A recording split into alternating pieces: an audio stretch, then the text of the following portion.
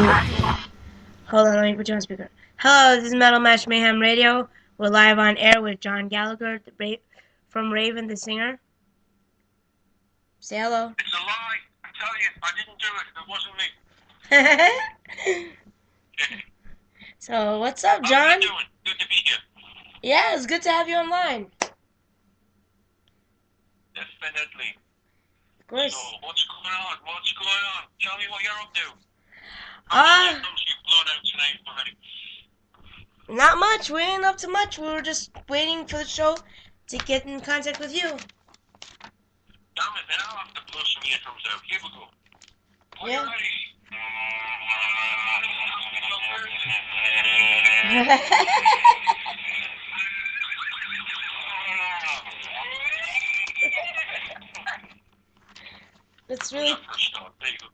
That's really cute.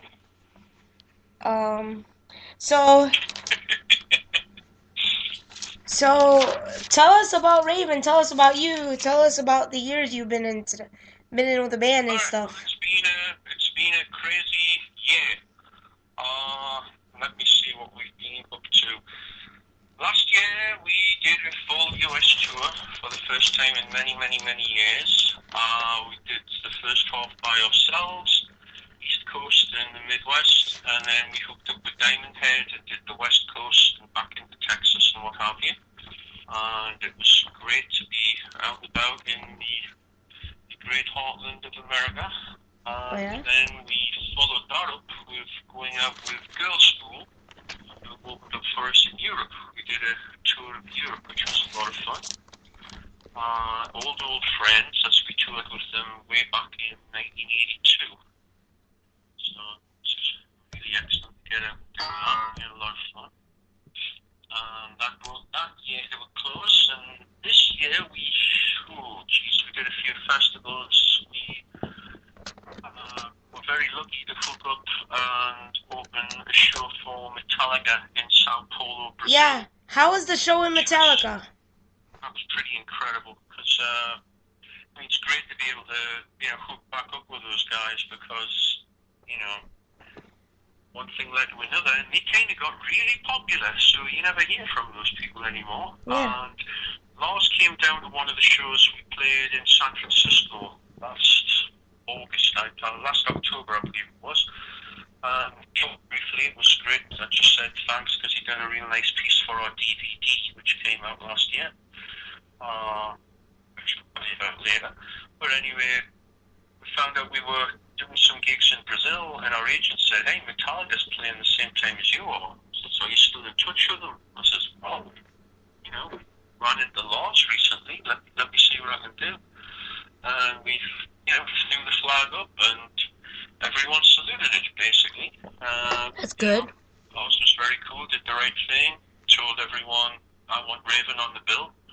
And we got there, and it was just one of those days that's just absolutely magical. Everything went right. That could have went right for us, Yeah. They were late, so they made us hold our show back until the last minute, which meant we get to play to the full, wherever it was, 65,000 people. Damn. Yeah, so that was pretty intense. The lights went down, and I don't think I've ever heard a roll like that in my life. That must crazy. That must be freaking awesome. I mean, It was, and we're not the kind of band to beg for a reception. We went out there, as we do, crazy, and the crowd seemed to love it. We went down really well, and Metallica were delayed, so we're looking at the stage manager saying, "One more?" And he goes, "Yeah, one more." And the one more was like a 12-minute song, so we kind of milked that. Went down great, came off. James was on stage watching us headbanging and videoing it, which was pretty cool to see that. That's awesome. We got to hang out with them for like 10-15 minutes before they went on, took a few photos. And that was just really nice to reconnect with, people Old that friends. we've been out on the road with 4 million years ago. Yeah. They said some really nice things during the show. James took 2 or 3 minutes to tell everyone, about Raven and how we gave them the first tour. And it was very cool. Very cool indeed. That's nice. So, do you have any backstage antics with the Metallica boys? they wanted to say hi, take some photos, so we came down. We're hanging outside the tune-up room. As you've seen on many videos and stuff, they usually bring a set of equipment and bang it all out before they go on stage, get the blood running first, I guess. And so we sat for a few minutes, and then they came out, and we hugged, talked, and then took a few photos. And it was like, okay, we're on stage. See you later. That was basically it. So we watched about half of the show, and then we figured it was time to leave, otherwise we'd get caught in the 65,000 people trying to get home at the end of the night, which would not have been fun in Brazil, that's for sure. Yeah, that's nice. Very cool.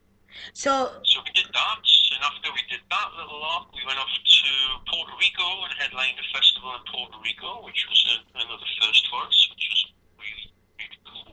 How was it? That was great. It was,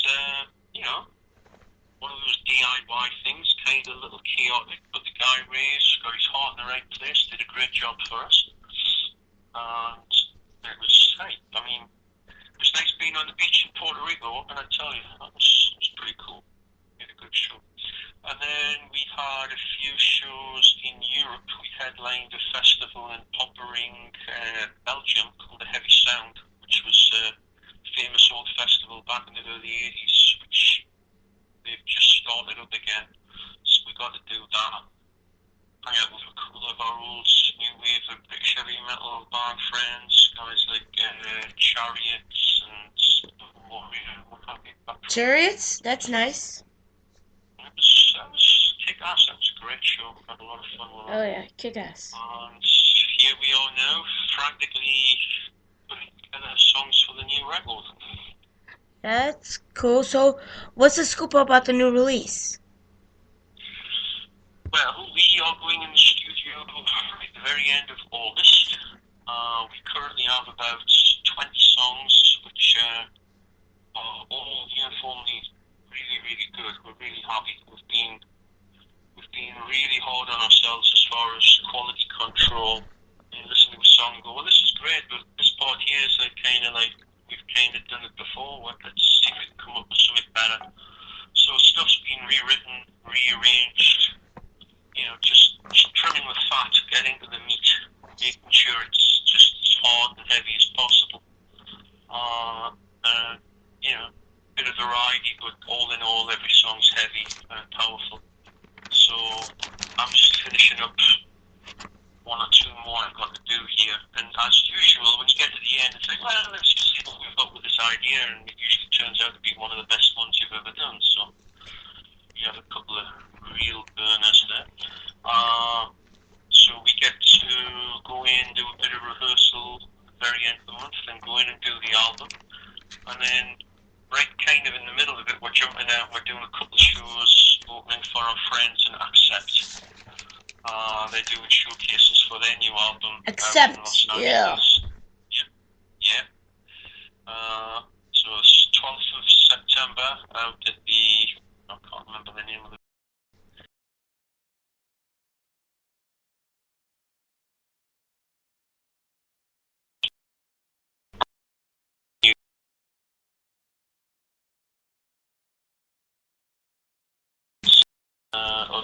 church, and the one out in New York is just us and Accept, so both of them are going to be great. That's good. Real deal there.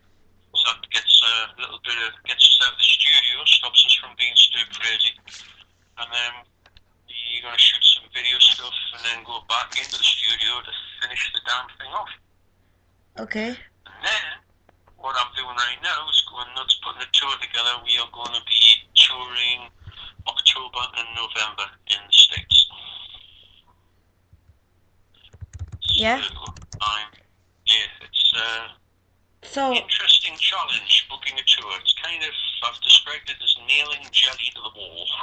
So, John Gallagher, when Raven comes to Chicago, make sure you call me and let me know when you're here, because I want to get my Raven vinyls autographed by you. Not a problem. And I have some more questions to ask you. Can I ask them? Sure. Go ahead. That's what I'm here for. What was it like playing 70,000 tons of metal?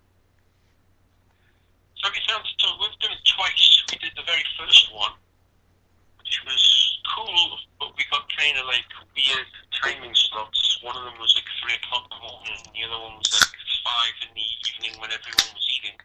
So we weren't very happy about that. So we did it earlier this year with the stipulation that we have better slots, and the head guy took care of us, did the right thing.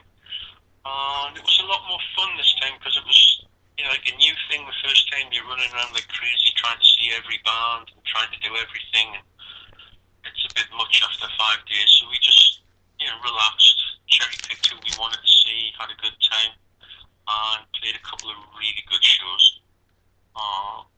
And it's always great doing these things. You get to meet the fans you've never seen before, old friends. You get to meet the bands again, bands you've never met, and bands who are old friends. It's, one big party. It's a hell of a lot of fun. Okay. So, how many years has your band been together? Now sit down, wait for it. This year is our 40th anniversary. I didn't exist for 4 years. Formed this band in 1974 when we were mere zygotes, as it were. And then we learned to play. And then we played our first ever show in December of 1975.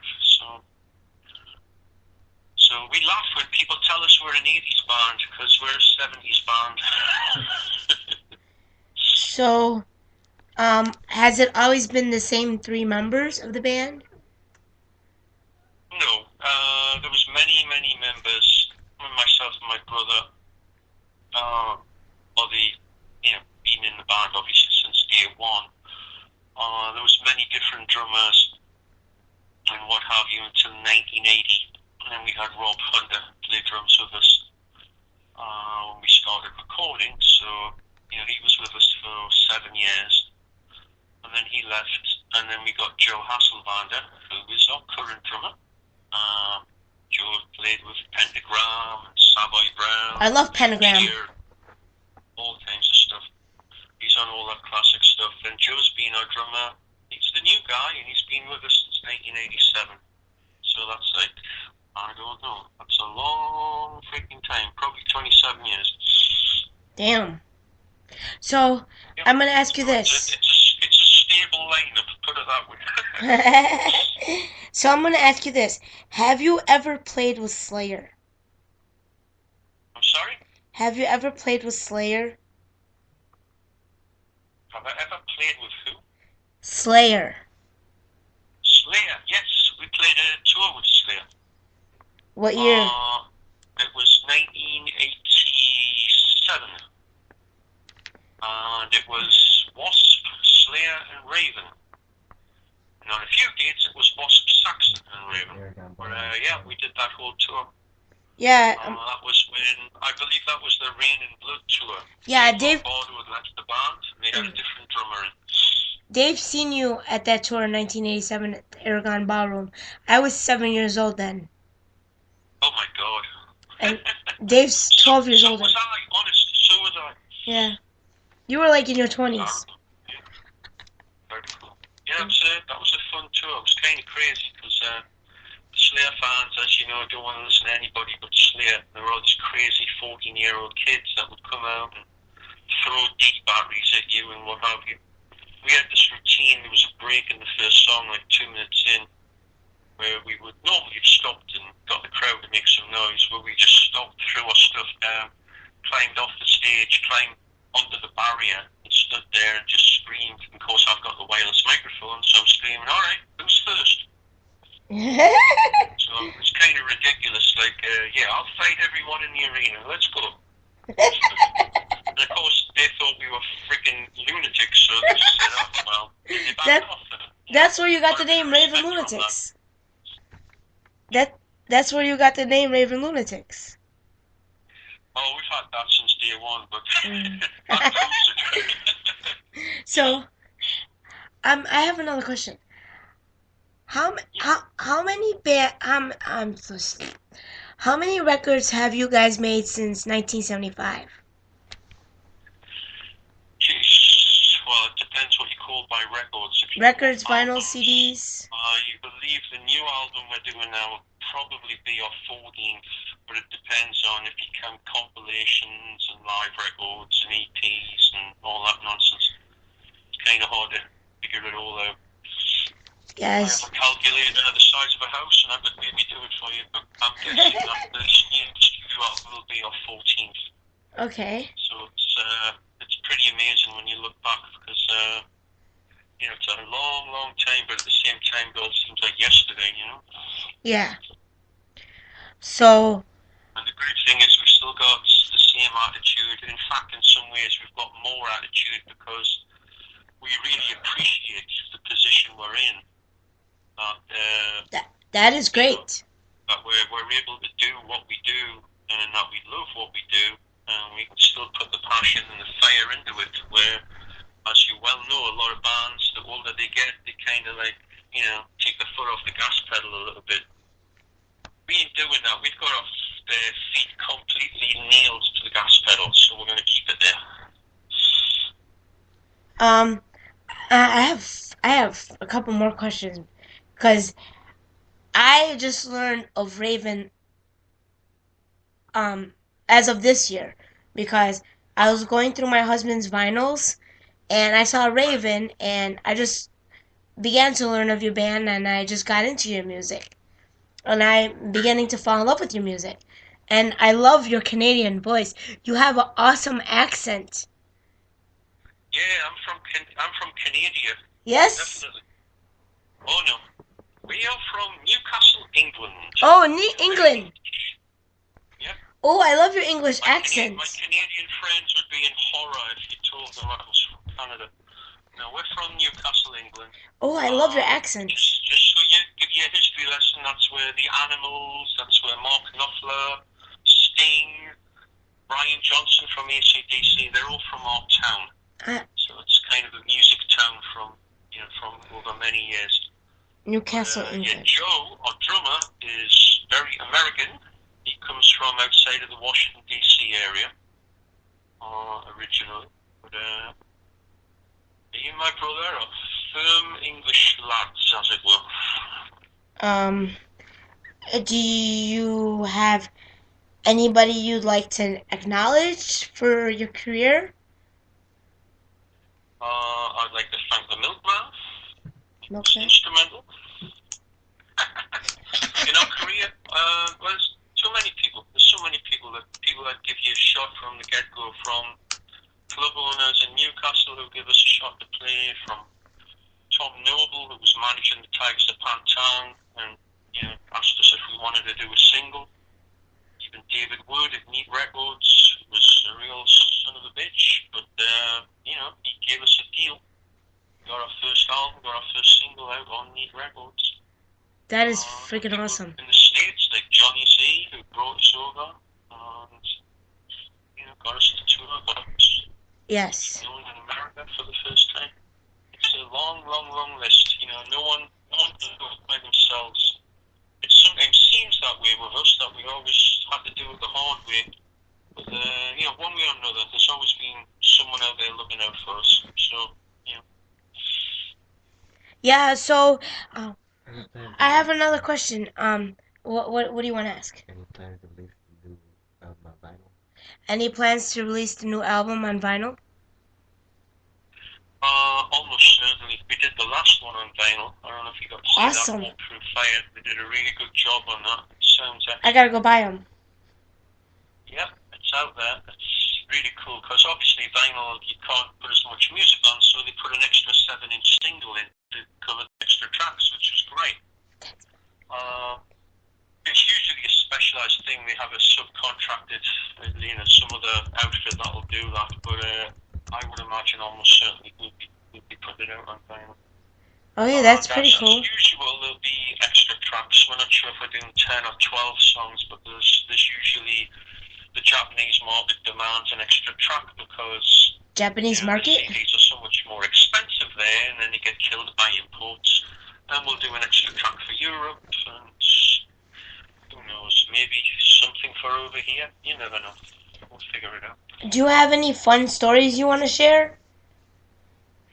Any fun stories? Oh my God. Fun, crazy Well, stories? look, I'll tell you an old story. Some people may have heard this before, but it's a good one. When we were kids back in Newcastle, we played a gig for the Hells Angels. Now, if you've ever seen the movie Tommy, Yes. the Pooh, there's a scene there where you see the Hells Angels. These were the same guys we played a show for. And it was out in the wilds, about 10 miles out of Newcastle, out on a field. So these guys had set up camp. It was like a holiday weekend or something. They had a generator, and they had a really horrible little PA.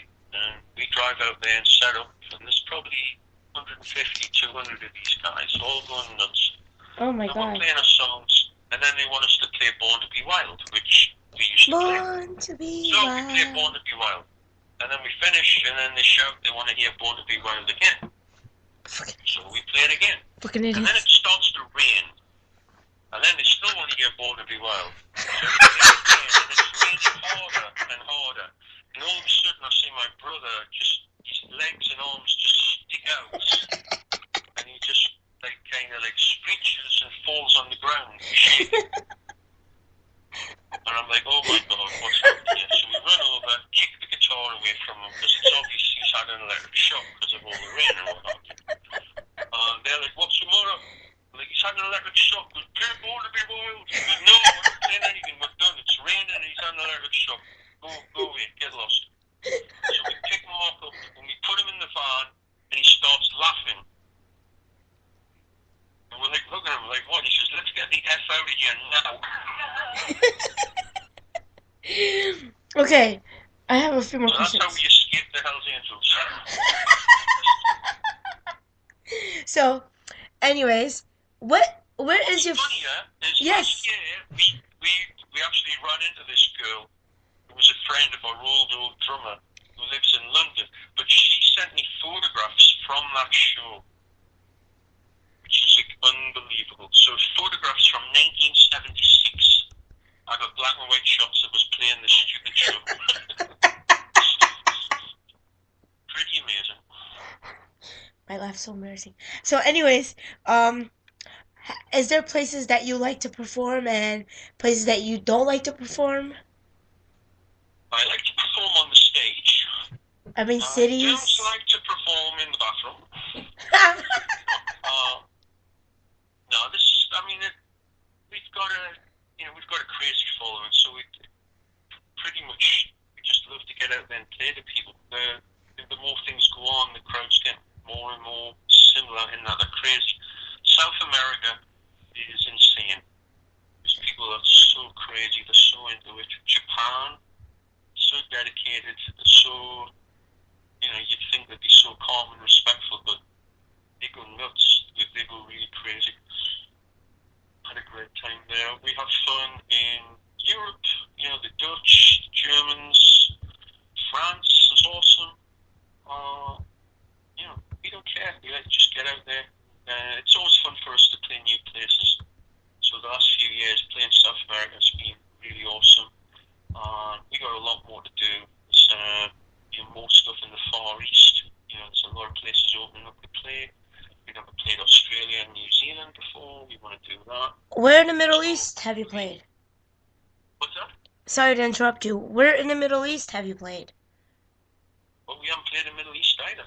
No, you haven't? We haven't touched that. And basically, with Europe, we've got as far as, maybe Berlin. There's a whole untapped market there for us. We've never played Russia. We've never played the Eastern Bloc. So, there's still a lot of the world for us to go out there and turn them into raving nutcases. Have you ever heard of the two bands called Rotting Christ and Melakash? Who's the last one? Melakash. Marrakesh. Melakash. Melakash. No, I haven't. Well, I've heard of the first one, which is such a lovely name for a band. Obviously, they're playing country music, right? No, they play death metal. Oh, yeah, that's DEAF, death metal. I've heard of that. Yep. They're from Greece, I think. I'm being funny, of course, but I know, I know. Um, so, um, what about them anyway? no, I mean, have you heard of them? I've kind of heard and tried to forget about them. Yeah, Okay, that's cool. it's not my cup of tea. I mean, Oh, that's just by cool. hearing the names, I have an idea of what they sound like. More power to them. Do their own thing. It's just not my cup of tea. Yeah. Um, would would there be ever be a tour with Raven, Anvil, and Exciter as a package? Uh, no idea. We keep threatening to tour with Anvil at least, and schedules kind of work against us. At some point, I'm sure we will do it because they're old friends from way back when. And we met the Exciter boys once, good lads, and it's nice to see that they've got themselves back together. I think that could be a cool package. So who knows? There's really, if the true metal bands, there's not that many of us going around anymore. So the chances of having us packaged together in some form get greater as life goes on. Yes, life does go on. So, So, which is good. Why not? yeah. So, what genre of metal do you consider your music as? We call ourselves Raven music because we play what we used to call heavy metal, and what people call heavy metal these days doesn't seem to bear any relation to what I called heavy metal. Well, So I basically divide it into there's good music and there's bad music. I try to keep it to that. well, that's what my show is about. Because there's so much splitting hairs. It's the death metal and the technical death metal and the not so technical death metal, and then the death metal that I only listen to on Tuesdays, and the grindcore and the applecore and the dirty underwear metal, and it just gets ridiculous. When you listen to 90% of these so-called genres, they all sound the same. They're all playing kick drums that sound like Tupperware containers. They're playing guitars which have no middle in them, and they're jam-tuned, and they have a singer who sounds like the Cookie Monster. Rah, rah, rah, rah. How you can distinguish one thing from another kind of beats me. He sounds like rah, rah, rah. Not my cup of tea. Yes. So, the bands that we consider brutal in the day probably sound like Britney Spears compared to half these bands, but so be it. I listen to old Venom and old Slayer, and it sounds like a pop song compared to these bands because there's actual structure and there's actual singing. You can actually hear the words. Yeah. You can't do any of that. These bands, you can't even tell who the band is. The logo looks like a bunch of sticks you have out in the garden.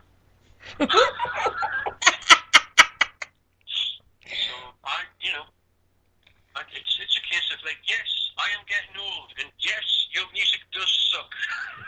Yes. So, who writes your music? I write the music. My brother writes the music, and Joe writes the music. Joe is an accomplished guitar player and bass player, and he's done a number of solo albums under the current name of the Hounds of Hasselvander, where he plays pretty much everything. So he's a very talented guy, and he's more on the doom end. I mean, the last few Pentagram albums he was on, he played everything apart from, didn't do the vocals, but he played all the instruments. So it's great having someone like that who's, looks at the drums as an orchestral type of instrument where he can see all the other parts and play the other parts, Yeah. So, and we all just throw stuff into the mix. Like Joe will give me a riff tape and I'll take stuff off it and add to it and then play it to the guys, and then they'll say, well, I don't like this bit, what if we put this into it? It's pretty organic. We add ingredients here, there and everywhere and then put it in the oven and pull it out and boom, you got a new song. That's really cute. It's the Martha Stewart approach to metal. There you go. Oh, Martha Stewart, yes. Martha Stewart. I like Martha Stewart. Do you ever play any cover songs?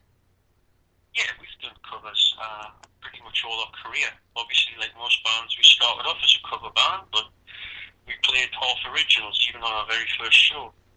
So as far as recording, I mean, a lot of people know our version of Born to Be Wild, where we conned Mr. Udo Dirkschneider, who was the singer for Accept for many years and has his own band now. He does a duet with me. Sounds like two cats trying to tear each other apart, which is a lot of fun.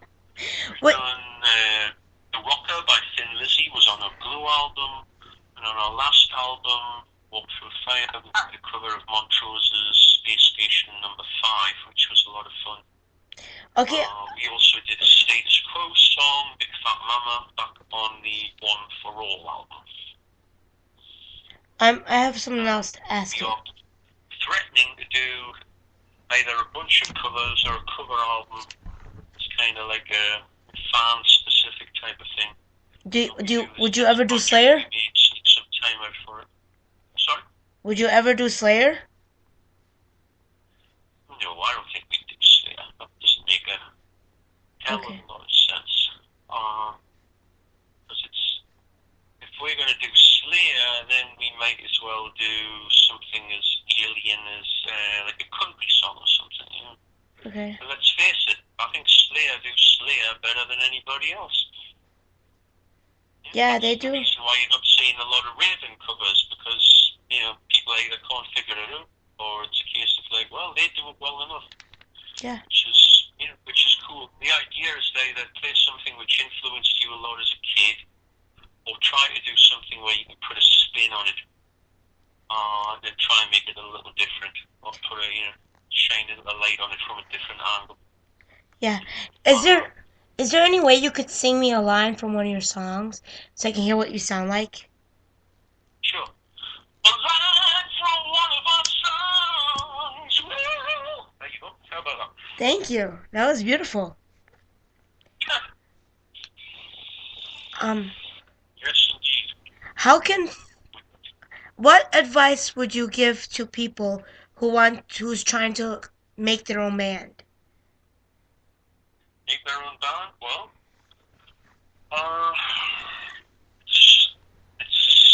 it's hard to give advice on that. Basically, try and keep an open mind. Play from the heart. Be true to your instrument. Try and get better every day. Doing what you're doing. You got your band. Hopefully, it's with your friends. Work together. You don't have to be incredibly technically brilliant to make a great band. There's so many bands where a lot of the pieces you hear playing say, well, I could do that. Yeah, but say 4 or 5 guys got together and they played something relatively simple. But when you tie it together, you get something far beyond the sum of the individual parts. That's why some of the songs everyone loves the most are simple. I mean, your Goldfish could play Smoke on the Water. Your Goldfish couldn't write. Goldfish couldn't write Smoke on the Water. People make fun of the Kiss songs. Oh, stupid. Yeah, you try write one. And there's a genius in making something that'll make, just get your blood up and what make you want to punch your hand in the air.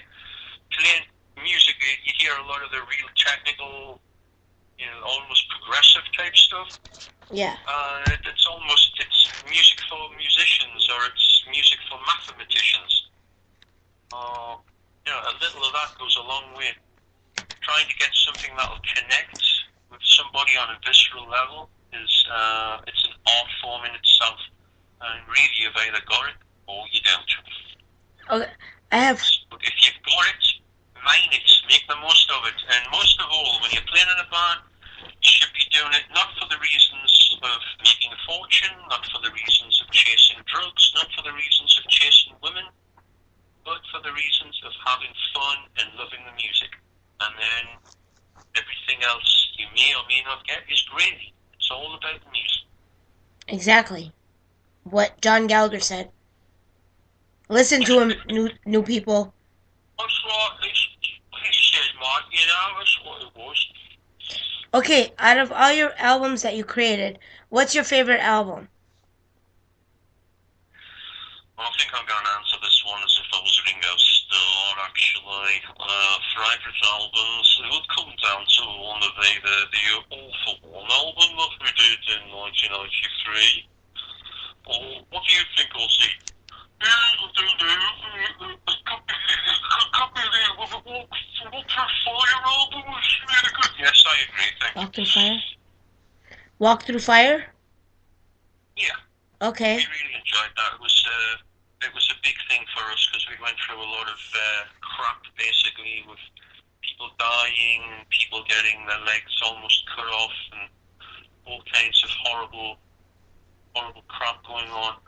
And we were able to fight back and make one of the best records we've ever done, which was great. Okay. What is your band influence? What's that? What is your band influence? Well, we were very lucky when we were kids. I mean, initially, there was one show in England called Top of the Pops, and at the time, you'd see bands like Slade, Status Quo, Sweets, Gary Glitter, Moog, David Bowie, all this stuff, kind of like the glam stuff, but it always had a heavy edge to it. So you'd buy the singles, and the B-sides were usually very heavy songs. So that's what kind of got us into music. And then you'd start hearing from, older people, that they'd say, if you like that, you're going to love Deep Purple. Oh, yeah, I remember Deep Purple. I had a couple of singles. And then you'd hear Deep Purple, and then you'd hear Black Sabbath, then you'd hear Led Zeppelin, and then we'd go to the City Hall, which was a 2,000-seat theatre. So relatively small, but all the huge bands would play there. So we were very lucky to go and see almost every band that came through. And that was our education. There was no MTV, there was no, DVD, guitar tutorials. You had to go there and watch the guys. So, we got to see the greats. We got to see Richie Blackmore's Rainbow. Oh, yeah? Black Sabbath. Yeah, I seen Black Sabbath. Stuff like that. Status Quo, Judas Priest. I seen them too. Got to see all those bands, Pat Travers, Rory Gallagher, you name it. So as far as influence, there's a little bit of all those bands and what we did. We just took what we liked to do, which was the energetic, fast stuff, and kind of used that as our influence. Okay. That's why our first records have this real manic, almost like a punk edge to it, Yeah, we weren't really influenced by punk, but we were influenced by the metal bands, the rock bands at the time. A question. So have you ever met David Bowie? Nope. But I have seen his fridge. Oh, yeah? I love David Bowie when he was in Labyrinth. But I like the way David Bowie sings. yeah, I like the way he sings too. That Anthony Newley twang. No, brilliant artist, definitely. Yeah, especially in that one song in Labyrinth, the old movie Labyrinth. Oh yeah. What's the name of the song, David? Okay, forgot. I don't even know the name of the song. I know the song in Labyrinth. It's the I can't get out of here. I can't get out of here. Something like that. No, I'm just messing with you. I know. Well, do you have any last words? Because show's about to be over. Oh God, it sounds like you were going to shoot me there. No. Okay, last words before you die. Last words. I would say to you and everyone out there, thank you very, very much for your support. Watch out. The new album, you're putting this together. There's going to be some major announcements within the next month or two. We are going to be touring in October and November, and we hope to be coming out to a city near you. Chicago. Say hello. Chicago. Chicago is definitely one of those places. Or Milwaukee. Milwaukee. You have to do Milwaukee. Trying to do that one as well. Because I want to see you guys in Milwaukee. Yeah. And I want to talk to you personally, face to face. If anyone's got a venue and lots of money, hit me up on Facebook.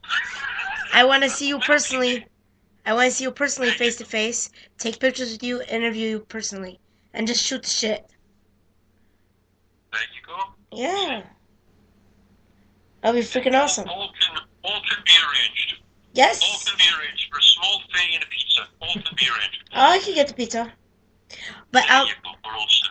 I'll make you the special homemade pizza I make at home. There you see that? That's what you call metal right there. The real pizza angle. But yeah, you all coming out. Everyone keep your eyes and ears open, and you watch us on ravenlunatics.com and also on the Facebook of the Raven. We'll have all the info up and keep you guys posted, and we'll having snippets and all sorts of interesting stuff as soon as we start getting into the studio. Okay. Well, nice talking to you, John. Thank you for your time. 43 minutes of your time. You're a really cool guy. I like the way you serenaded for me. Oh, I have some noise for you here. Okay.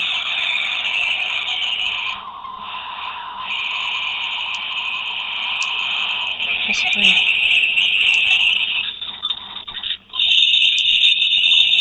Oops, sorry, broke the guitar. Never mind. It's okay. Well, thank you for your time.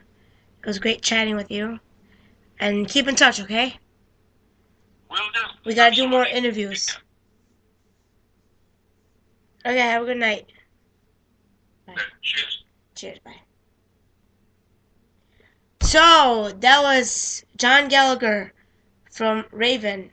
For all the Raven lunatics out there, I hope you were listening to my show, because the whole show was dedicated to him. And my show's about to end in a couple seconds, so I can't play no music, fortunately. Well, we did hear a little bit from Pat Maxwell's old bands back in the day. Little 2-minute skit of his music. Anyways, I hope you guys enjoyed it, and I hope a lot of you are listening out there to my show. Like I said, this is JJ Slayer Tanya on Metal Mash Mayhem Radio, bringing old metal back a new way. Have a nice night. Peace.